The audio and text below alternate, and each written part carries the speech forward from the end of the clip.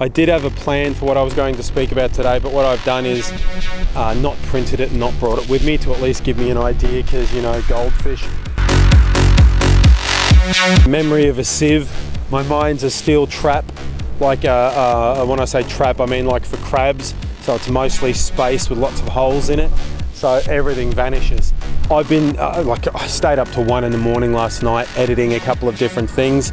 Well, not a lot, but some of the stuff I'm putting online at the moment is purely to get stuff out there. Like I did remains of the week, like what was left over from last week, some of the bits, and edited some other bits in. You know, bits that I put in anyway, little bits of conversation, little bits of, I don't know, wisdom, although is there any wisdom that comes out of me?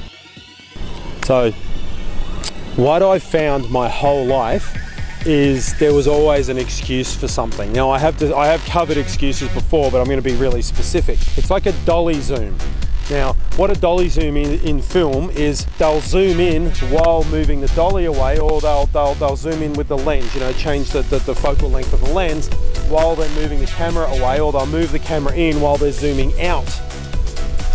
So what it does is you keeps the person in the center of the shot about the same size, but all the background moves away, or all the foreground moves away, or like in a horror movie, they're trying to run to the end of a hall, and the hall will suddenly stretch out really, really long, so they've got to go a lot further. In Jaws, when he was sitting on the beach and he saw someone get taken by a shark, which was his biggest fear, he'd warned them that this was going to happen. So it sort of dolly zoomed in on him, and all the background went out of focus and went away, and it was like his heart stopping for that moment, because it was his biggest fear had suddenly become realized. That's the way society has always functioned. I'd be saying, I'll sit down and I will do this, but then as I went along, I would get more and more and more and more anxious, my heart palpitations, and even speaking to people. Like the project that I'm trying to do for this week, I actually have to go out and speak to people. Now, speaking to a camera is one thing. There's an electronic medium between me and the two people on Earth that are actually looking at it from the other end. But speaking to people in reality can be daunting for me, because I don't really have any self-esteem. I don't have a high opinion of myself. So I'd suffer from anxiety, and it would prevent me from doing the next job. It was easier for me to just sit at home, watch TV, read books, sit in the dark. Really love sitting in dark rooms. It's great. You can watch TV in a dark room with a torch. You can read in a dark room. But it was only beneficial if nobody annoyed me, if someone didn't come in and interrupt me, if the phone didn't ring, if anything else. I wrote lots of stuff over the years sitting in a dark room. I even at one point lived in a house with no electricity. I found a typewriter in someone's bin, and I bought paper, and I had candles, and I'd sit around with this dodgy old typewriter. I think H didn't work, and some other letter didn't really work. So whenever I typed anything, I'd have to go back and write those letters in. It was quite funny. I don't actually have any of that stuff, but a couple of my short film ideas came during that period. So Vampire in a Suburban House, that whole story, that came during that period. I wrote close to a whole novel, but I can't remember any of it.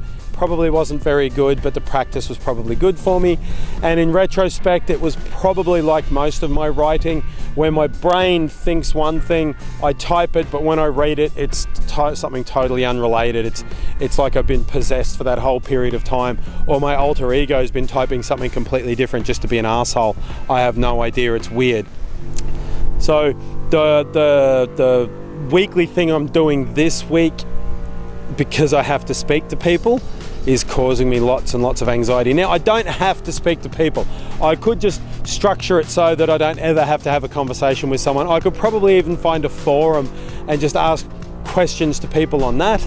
But if doing this is therapeutic for me, then it would behoove me to actually speak to people, even with the camera between us. So even if I do just jam the microphone under their chin and bark questions at them, I'm still separated from them by the camera, so that might work. But I'm still in the room with them and present, whereas I'm not in the room with the people watching this.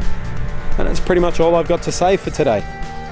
I can't do video at home at the moment. That's why I'm picking random places to film things, because we're sort of, my office has been moved. We're packing up house because we're moving back to Brisbane. Okay, it is 4 weeks away, but we're sort of selling furniture because it's expensive to move it. None of it's really that new. It's all really good stuff, but it either doesn't get used, isn't going to fit in with where we're moving, because for a while we're not going to have anywhere to put it, and invariably things in storage just dissolve over time.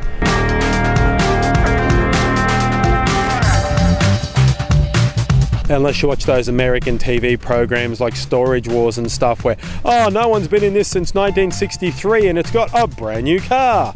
Yeah, it's like a game show.